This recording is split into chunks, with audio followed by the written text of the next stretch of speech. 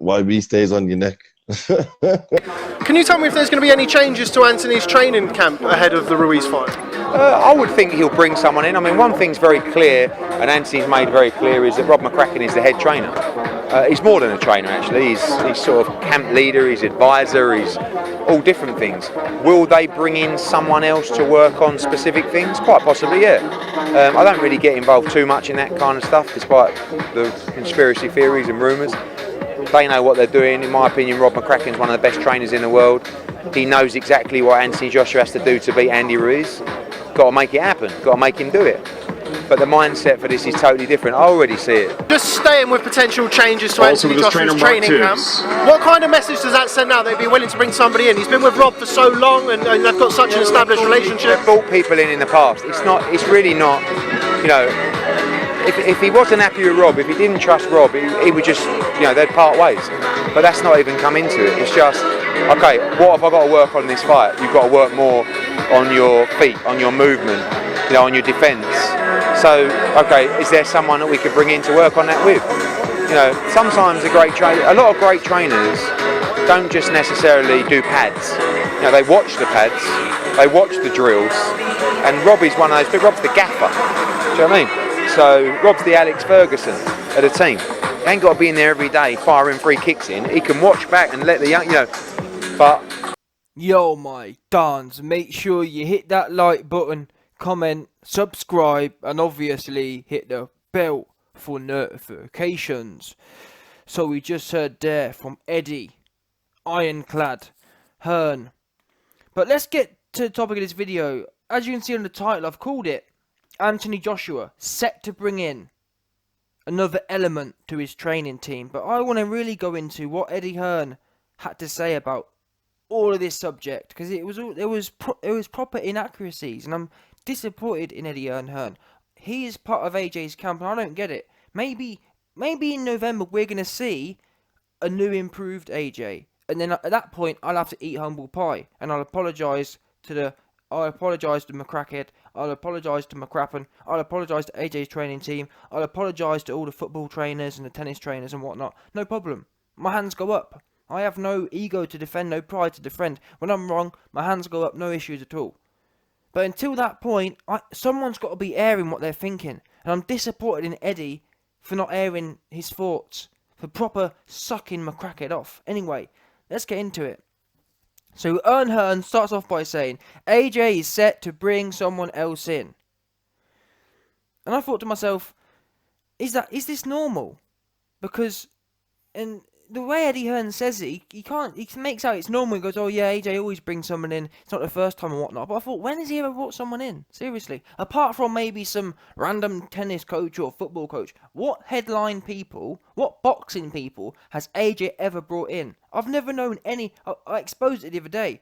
The Sun newspaper showed a picture of AJ's team. In that team, there was one boxing person, or one or two boxing people. One of which was McCracken, by the way. AJ has no boxing people in his team, and on that point, Eddie Hearn makes out, he often brings people in. When was this? In fact, to the contrary, I believe AJ removes people. AJ has removed people, has removed boxing people from his circle. As an example, Tony Sims. Where's he gone? He used to be in AJ's camp every time. In AJ's corner, in fact. Where's that guy gone? So what do you mean he always brings people in? I think Eddie Hearn's getting it confused. Bringing in a football coach, bringing in a tennis coach, that ain't bringing people in. Bringing people in is when you bring in particular boxing people. Oh look, he's an attacking coach. Let me work on my offense. Or he's a this kind of coach, he's a that kind of coach. I don't want to be seeing tennis coaches coming in. I don't want to be seeing football coaches coming in, which is the case. AJ's working with Troy Deeney's coach, a footballer. What good's that? Gary Neville's former coach. What good's that? You're a boxer, not a football player, not a tennis player, not a volleyball player, not an F1 driver. I swear to God, there's an F1 driving coach in AJ's team. I see it, 100%. That for me ain't bringing people in. I want to see some headline names, not even for the name's sake. I just want to hear some people that are released around boxing. And look at Tyson Fury, for example. He brought Roach in and had Ben Davidson. There's nothing wrong with that. In fact, you can only, in my opinion, especially in AJ's position, he can only win from this point, seriously. I honestly believe he's got one of the worst teams in all-time boxing history. No joke. One of the worst teams in history. He's got one boxing person in his team. Do you understand that? Seriously, do you actually understand how weak that is? It's really weak, not good at all. Most people they'll have like a, I don't know, they'll have a few different people sprinkled around. AJ literally has one boxing person, and that's McCracken, who is a massively limited person in itself. It's not as if he's got like a, I don't know, take your pick. Take your pick of, if he had a Freddie Roach, and that was all he had, at least you can say, well, look, he's got a Freddie Roach in there. McCracken's done nothing in his coaching career. He's done absolutely nothing. Carl Froch was technically shocking. He had a world-class chin in an era of 168 fighters that was shocking. Let's be real. If Carl Froch was back in the 80s and 90s, he would have been a top 100 fighter. Seriously. The last 20 years of 168 boxing has been awful, with a capital A. Who's been around? No one. Apart from Andre Ward, which, funnily enough, Carl Froch lost to. There's been no world-class fighters. In fact, no, sorry, Ward has been the only world-class fighter at 168 in the last 20 years. The last, when I say world-class, I mean like James Toney, Tarver. Imagine all them guys. Imagine what them guys would do to Carl Froch. Yeah? They completely maul him. James Toney, Roy Jones, Tarver, all that kind of guys there. They'd completely maul Carl Froch, and that's my point. Whereas Andre Ward, you could argue that he'd back in that era, he'd stay in there. My point is, this era, the last 15, 20 years of 168ers has been very weak, and that meant Carl Froch got away with it. But the fact of the matter saying, he had the same holes in his game for decades. So where has McCracken got this great rep from? I really don't get it. I really don't. Maybe in the amateurs he's got great rep. In fact, in the amateurs he does have great rep, but that's it. There's no other rep. I'm sorry. You have to earn your stripes. The reason that Manny Stewart, Freddie Roach earned their stripes is because they had fighter after fighter at world level, at legendary level, back to back to back to back. That's how you gain it. You don't gain it by getting a great genetic talent in AJ and then riding his coattails for a few years. And the minute he gets in there with a particular type of opponent, he's struggling with the same holes he's had for the last 8 years. Anyway, let's move on to the next part that made me scratch my head. He says, Rob is the head honcho, not just the head trainer. Yeah, in my opinion, Rob's the best in the world. He knows exactly what AJ needs. So the first part of that thing I said, Rob is the head honcho. He's not just a head trainer. He oversees everything. And this is something I said to you lot. A lot of people don't understand that. Rob McCracken isn't just AJ's boxing trainer. He's like his manager, almost. In fact, I think he's his manager. In fact, that's true. I'm pretty sure McCracken gets paid as a trainer and a manager.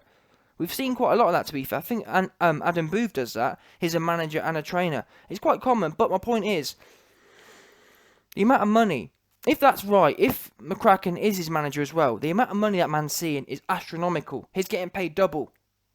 Trainer and manager. And you'd think, for that kind of money, he'd be doing something with that. But he's not. He only has time to rock up for the last 8 weeks. 8 weeks before, each camper will rock up for his 20% cut. That's what we're dealing with here. Yeah, 100%. He rocks up 2 times a year, 8-week stints, cashes in a few million, and checks out. See you later, AJ. Let me know 8 weeks before your next fight will pop in. That's what it comes down to.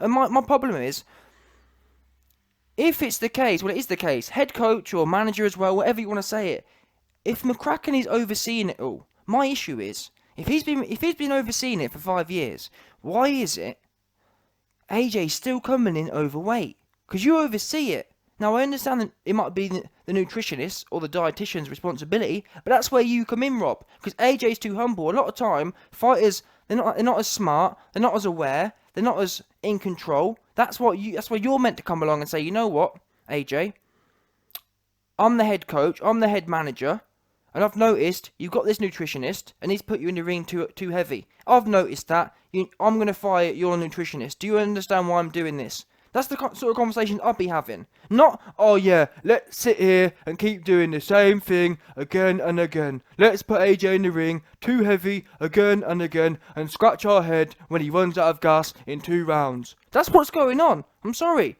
Explain to me. I just don't get it. You're dealing with... An athlete is a very particular individual. It's like a racehorse. You shouldn't be coming... The gap, the margin of error in world level sports is 0 to 0.1, and you've seen that in the Ruiz fight. You can't be coming in 8 pounds overweight. You can't be coming in 5-6 kilos overweight. Otherwise, you're not going to be your best. Regardless of your opponent, you want the best out of your performance. You're a racehorse. Your body's got to be fine-tuned. So how is AJ's weight all over the place? 240 for Parker, 247 for Ruiz. It should be pretty standard stuff. Really should. Not rocket science. Especially when you're that heavy. It should be pretty easy to control your weight. Anyway, that's the key element. Also, the other parts, like his technique and whatnot. Anyway, in fact, let me address that after. And the next part was Eddie Hearn saying, he's the best in the world. He knows exactly what AJ needs. Well, let me address the best in the world. The best in the world because of what? What has he done to prove that? Now, if you want to say he's the best in the world at amateur training, great, no problem. But this is the pro game. It's funny, actually. An AJ superfan said to me, YB, you know what you're talking about. Oh, yeah, YB, you know what you're talking about. AJ was Olympic champion. I said, yeah, he is Olympic champion. Olympics is 3 damn rounds. Don't get me wrong. I'd put my life that for a 3-round fight, if AJ knew every fight was 3 rounds, he'd knock everyone out. Because he'd be able to go in there and just swing around. In fact, I'm not even sure he's got 3 rounds of cardio in him, to be fair. Because that Ruiz fight, it wasn't like it was hard 3 round. He fannied around for 2 rounds, had one exchange and was blowing. He's not even got 3 rounds in him. But anyway, my point is, if every fight was 3 rounds, AJ would stand a pretty good chance. But it's not. It's a 12-round fight. And I'm not sure that McCracken understands that. Carl Froch, not only did he have a world-class chin, he had a world-class engine. So mediocre training didn't necessarily reflect badly on Carl Froch. Also, you've got to remember, Carl Froch wasn't a heavyweight. Heavyweights they're massive guys. It's a different kettle of fish. So what might have worked for an extremely elite, an extremely aerobic-based fighter like Carl Froch? Carl Froch wasn't a power puncher. Does that make sense? So it's horses for courses. AJ's a heavyweight, explosive dude. Carl Froch was a 168 non-explosive dude. So Carl Froch is always going to be able to go longer and have a natural aerobic base. AJ isn't. So the 2 types of training there, if you don't understand that, in my opinion, he's probably training in the same way that Carl Froch gets trained. Oh yeah, AJ, don't worry, yeah. Because what do we know? Carl Froch used to have a low lead hand. Is that coincidental? AJ teams up with Carl Froch's coach, now he wants to carry a low lead hand. And what you don't realise is, the heavyweight game's different. Carl Froch could afford to get clipped at 168, with no punches in the division. Carl Froch could afford to do it as well, because he had a great chin. AJ, heavyweight, I'm sorry, you can't be making them mistakes. It's not the same, you ain't got the same luxury. Oh, I got caught, next time I put my hands up. No, when you get caught in the heavyweight division, that's it, done. Anyway, next part was, he knows, Rob McCracken knows exactly what AJ needs. My problem with this is, if he knew what AJ needed, why didn't he do it in the first fight then? And I understand people can make mistakes and whatever. My key issue with McCracken is the lack of improvement. In the last 5 years, genuinely, I really want to be wrong here. I've never confessed to know everything about boxing. In fact, I've admitted myself, I'm very limited when it comes to tactics and whatnot. In boxing, I'd never sit here and tell you, I know how to win a fight, or I can teach people on the best offensive techniques and whatever. I've never admitted that. 100%, I haven't got a clue. So I'm honestly, I'm all open. If someone was to come and tell me, YB, I think your knowledge is lacking a bit there. Look how AJ has improved here. Look how AJ has improved there. I've got no problem with that happening. No one can do that. Whenever I make criticism, no one can sit here and tell me, over the last 5 years, they've been training together, what improvements have there been? None. Got the same holes he's had for the last 7-8 years, AJ has. How is that possible 8 years later? So I'm not sure he does know what AJ needs. A great example was, look at the Brian Jennings fight versus Joe Joyce. Look at the kind of defense he's got. Even when you look at Brian Jennings versus Oscar Rivas, yeah, you got caught, but for 11.5 rounds, he's got a tight defense and he's able to keep it cute. He's not getting hit with flush shots. And that there comes, it's like Mikey Garcia versus Errol Spence. He's fighting a guy 2 weight classes higher, but he's got that defensive discipline, that defensive IQ.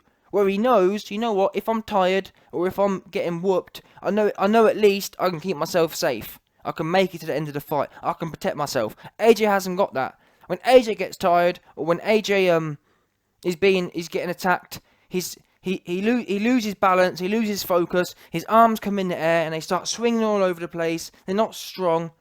And that's because he hasn't been disciplined, he hasn't been trained properly. He doesn't know what to do with his arms and his head. His chin comes up and his arms fly in the air. No good. And he stumbles backwards. When you look at Bryant Jennings or Mikey Garcia, you never see him stumbling backwards with his chin in the air. He's got his elbows tucked in, his chin's on his chest, their hands are stuck to their face, and they're holding, and they keep their balance and stuff. That comes from training, I'm sorry. AJ's very strong as well. Look at his chest, look at his shoulders, look at all that stuff, biceps. There's no reason he should be swaying left and right. There's no reason for it. Even forget that. Even look at Evander Holyfield. Evander Holyfield's kind of defense, very tight. Or even Mike Tyson's tight. Tyson was a bit different, but anyway, my point is, there's certain fighters who, when they're under attack, they have these kind of skills. AJ hasn't improved there. He got hit the same way in the amateurs, and he's doing the same things 8 years later. So someone needs to be brought in that understands that. A great example as well, actually. Murat Gassiev versus Usyk. Murat Gassiev was under attack from... Usyk was throwing 120 punches around towards the end of that fight. And he made it to the end of the fight. He put his earmuffs on and he was able to get through it. Now, Usyk has great IQ. He knows how to kind of throw shots through the guard and go to the body and come up top. But they weren't getting through. That's because he's been schooled in a particular type of defense. Even Golovkin, Canelo, two great examples. They've got a very tight, strong defense. That's the kind of thing AJ needs, which he's not getting from McCracken 8 years later. I'm sorry, he hasn't. Anyway, Eddie Hearn then says the mindset for AJ is totally different. I'm glad to hear that, and I hope it is different. I've got no problems with what he said there. The next thing was, if AJ wasn't confident in McCracken, he would just leave Rob. Rob knows he's got to work on AJ's feet, got to work on AJ's movement, and got to work on AJ's defence. Now, I'm not sure he would, and that's why I wish AJ had someone who... This is why you have proper managers. This is why you have people around you who are elders, who know the sport, who know you well. Because it's no good... a lot of the time, in fact, it's true. McCracken is AJ's manager. McCracken is AJ's head coach. He can't be independent. In reality, AJ should have someone like George Foreman who sits above everyone and oversees it all. Yeah? There's a reason in companies, ideally, you don't want your CEO to be your chairman as well. Because you can't have one person with all the power. Otherwise they become too strong, meaning arguably McCracken's not going to sit there and say, oh, you know what, AJ, I don't think I'm what you need. He's going to be sitting there blowing his own trumpet, whereas if he had someone like George Foreman or whatever, sitting above that and managing it all, he could go to AJ and say, listen AJ, from what I observe, I think maybe we need to make a change to the training team. But the fact that McCracken's the manager and the trainer and the head this and the head that, he's not going to advise AJ to get rid of him. So I think there's a conflict of interest potentially. I think there's McCracken, he's never going to advise anyone to get rid of him, is he? Which might be what's needed. I don't know. I'm not a pure boxing person, but from what I've heard from a lot of pure boxing people, they've said there's something wrong with the training. And from the little bit I know about boxing, it looks like there is something wrong with the training. Time and time again, issues are there which aren't being fixed. And I'm not being horrible, but you've had a good crack. Not everyone can know everything. Lennox Lewis said it, and I keep repeating it, but it's true. Lennox Lewis had several trainers, and each trainer told him, listen, I've got to the end of my knowledge now. Time for you to move on. What's wrong with that? You've been with him for 10 years now. And that's what I'm saying. This McCracken guy, he believes he's the top dog. He thinks he knows everything, clearly. That's why he told AJ to get rid of Tony Sims. He believes he's the all-knowing. You don't need Tony Sims. I'm the all-seeing and all-hearing McCracken. So that's the bottom line. That's what we actually see. If that hadn't been the case, Tony Sims would still be there. Some people would have said to AJ, you know what, AJ, I really value Tony Sims, keep him. McCracken didn't say that. McCracken was going down the line of, yeah, get rid of him. I'm all you need, AJ. Money, money, money, money. That's what it looks like to me. And unfortunately, it's not even like McCracken's like a manual steward or whatever. Someone who is almost well-rounded. Anyway, how far? Then Eddie Hearn says, Rob's the gaffer. He watches the drills. All this business. I'm sorry, he doesn't watch the drills, because I've pointed out myself. There's little bits that AJ will jab and bring his left hand. He'll bring his left hand back low, or he'll jab and leave his left hand out there. All these little tiny things, and maybe they're being done for a reason that I don't understand. Maybe that's the case. I'm not too sure though, because what I do know is AJ's opponent Ruiz is sitting there talking about on video, yep, we're setting him up for the right hand. He brings his hand back too low, and lo and behold, I'm watching a video from this week, and AJ's doing the same damn thing again. Maybe they're doing some really high IQ stuff here, where they're gonna walk Ruiz into a right hand. I hope they do, but I don't see it. AJ's IQ hasn't been going that way. He's been going backwards. I'd like to think he was setting Ruiz up for that kind of shot, but McCracken ain't got that kind of counter-punching IQ. AJ was doing that against Charles Martin back 4 years ago, but I've never seen. When was the last time you saw AJ walk someone on something? I haven't seen it. I'm sorry, I haven't. It's been all this 1, 2, and 3 business, and running in with your chin in the air with your hands down versus Ruiz. And then, funnily enough, Eddie Hearn says, oh yeah, McCracken hasn't got to be there every day. I almost felt like he'd seen my video then when he said that. I thought, yeah, I bet he hasn't. McCracken hasn't got to be there every day. Are you joking? He hasn't got to be there every day. Why not? What do you mean? What do you mean he hasn't got to be? Yeah, but why not? Why hasn't he got to be? Everyone else works 9 to 5. AJ's training every day. If AJ, in my opinion, if that was my charge, if I was training AJ, I'm thinking to myself, if he's training every day, I best be there every day. Otherwise, what am I doing training you for? You might as well go and find someone else who can be there every day. Most trainers who are destitute would give their right arm to be there every day and more. But McCracken wants to be in GB and be in Sheffield and come around. I'll rock up 8 weeks before, and that's, I don't know, man. But AJ's confident in it. As I say, there needs to be someone above him, because I might be wrong, but still there should be an independent body. And that's what I would have hoped someone like Eddie Hearn might have been able to do that. Or might have been that person who sits above and can kind of say to AJ, you know what, AJ, man, I'm not too tough about this McCracken dude. Let's see if we can broaden our horizons. Instead, Eddie Hearn, true to form, just sucking McCracken off. Oh yeah, he's the best thing. He's the best thing since sliced bread. I believe in him. And unfortunately for Eddie Hearn, I don't understand. Why am I more passionate about this than Eddie Hearn is? Eddie, if AJ loses again, all that cash is gone. Do you understand that? British boxing's dead. And I'm not even I am a stakeholder to an extent, because my channel won't do as well when AJ goes. So I don't get it though, but you're directly benefiting from it. You should be sitting here scratching your damn head, trying to figure a way out to make this right. Then again, in conclusion, it might be the case that them guys know something we don't. They might know that AJ was half shot to pieces in that ring, which makes sense why they're all so lackadaisical now.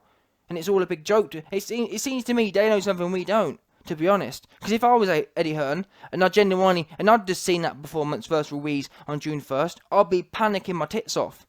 Not knowing what the F happened. They all seem to know what's happened. They all seem to be real relaxed and confident. Very fishy.